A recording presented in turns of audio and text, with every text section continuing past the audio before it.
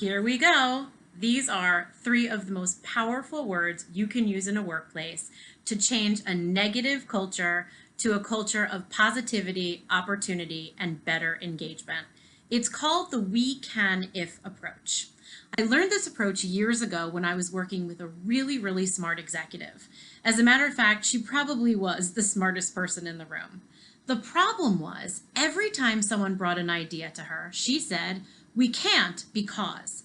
And all of her reasons were actually pretty valid. We can't because we've tried it before and it didn't work. We can't because it's too expensive and we don't have the budget. We can't because we don't have the skills in our organization. The problem was everybody saw her as a no person, and nobody likes to work with a no person. She and I worked closely together and came up with a very simple tweak.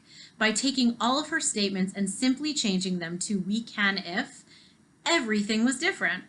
Here's an example. Let's make it ridiculous. If you were to say to me, "Jill, go ahead and jump out the window," I would probably think to say to you, "Well, I can't because if I jump out of the window, I'm probably going to get really hurt or maybe even die."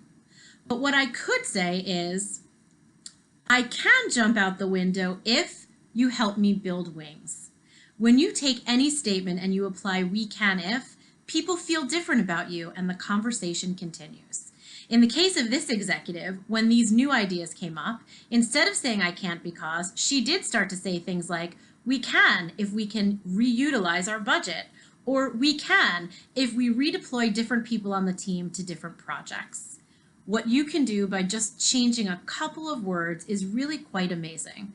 So give it a try. Try a we can if statement and let me know how it goes. Please share your comments here. Thanks so much.